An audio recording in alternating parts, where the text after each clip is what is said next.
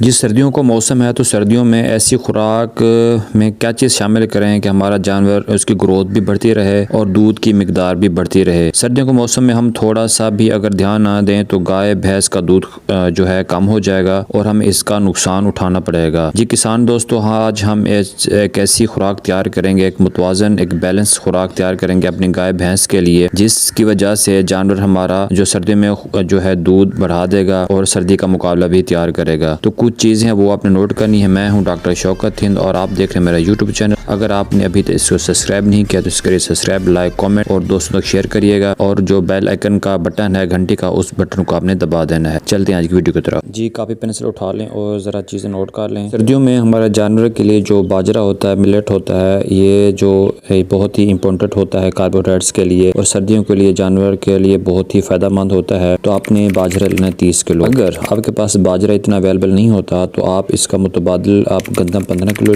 इस्तेमाल कर सकते हैं और जो मकई है 10 किलो इस्तेमाल कर सकते हैं और बाजरा आप 10 किलो इस्तेमाल कर सकते हैं। तो ये टोटल हो गए 35 किलो। ये हम 100 किलो की जो बैग होता है 100 किलो तैयार करेंगे खुराक और उस हिसाब से फिर हम जानवर में इस्तेमाल करेंगे। इसके अलावा हमारे पास जो कुछ सीड्स होते हैं, कुछ बीज होते हैं या कुछ खल होती है, तो आप खल भी इस्तेमाल कर सकते हैं या फिर आप उनके जो सीड्स होते हैं, उनके बीज होते हैं, वो आप लेकर पिसवा कर भी अपने ना गंदम और मकई वगैरह में मिक्स कर सकते हैं। तो ये चीज़ें कौन कौन सी होती है? जो खल बेनोला या कॉटन सीड है और खल सरसों है, मस्टर्ड ऑयल की जो बीज होता है, या खल सोयाबीन जो होती है, ये आपने लेनी है 25 किलो टोटल। मतलब खल बेनोला, सरसों का ऑयल और सोयाबीन मिला के आपने टोटल 25 किलो लेनी है।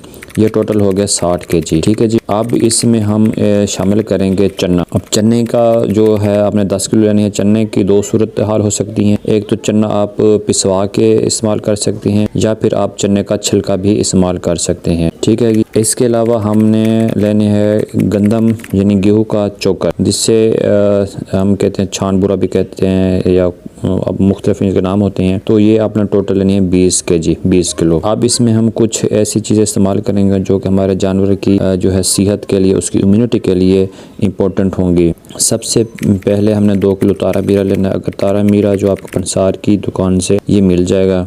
इसके अलावा आपने ये 2 किलो लेना है अपना तारा मीरा और मेथी लेनी है 5 किलो। ये भी आपने पीस लेनी है। तारा मीरा भी आपने पीस लेना है। हल्दी भी अगर आपको गुठली गुफा में मिलती है वो ले लें, नहीं तो ये पिसी से मिलती है, ये भी आप ले सकते हैं। और हल्दी आपने लेनी है 1 kg। सर्दियों में ये बहुत ज़रूरी होती है जानवर के लिए, क्योंकि जानवर में जो भी इम्यूनिटी लूज होती है सर्दी की वजह से, तो ये अपना बहुत ही अहम किरदार अदा करती है। इसके अलावा हमने लेनी है DCP, डाई कैल्शियम फास्फेट, और ये आपने लेना है 1 किलो, क्योंकि इसमें कैल्शियम होता है और ये दूध की मिकदार को बढ़ाएगा। इसमें आपने इसके अलावा जी यूज़ करना है नमक 1 किलो। ये आपके अगर इसको कैलकुलेट करेंगे तो टोटल आपके ये 100 kg यानी 100 किलो बन जाएंगे। तो ये तमाम चीज़ें हमने मिक्स कर देनी है और अपना एक 100 किलो का बैग, 100 किलो की खुराक तैयार कर लेनी है और जानवर को तकरीबन 2 किलो सुबह और 2 किलो शाम देनी है। ये इसके अलावा हम कुछ और चीज़ें भी इसमें ऐड करेंगे। इसमें हम डालेंगे मीठा सोडा जो है, कार्बोनिक एसिड, ये जो होता है ये आप 50 ग्राम डेली दे सकते हैं। और जो गुड़ है ये आपने 150 ग्राम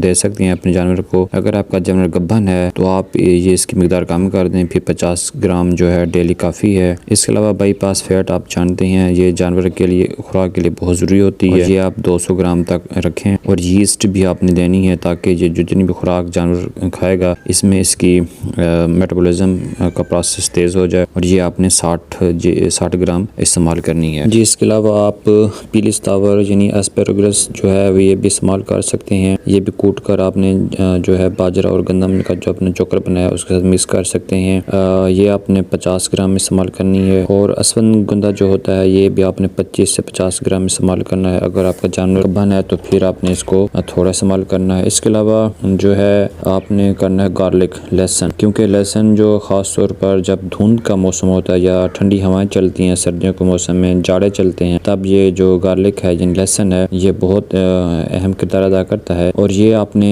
तकरीबन 15 से 20 कलियाँ जो होती हैं, दाने होते हैं, ये अपने जानवर को देनी है। लेकिन इसमें एक एहतियात ये करनी है कि जो गब्बन जानवर होता है उसमें आपने लहसुन का इस्तेमाल बिल्कुल नहीं करना। ठीक है जी।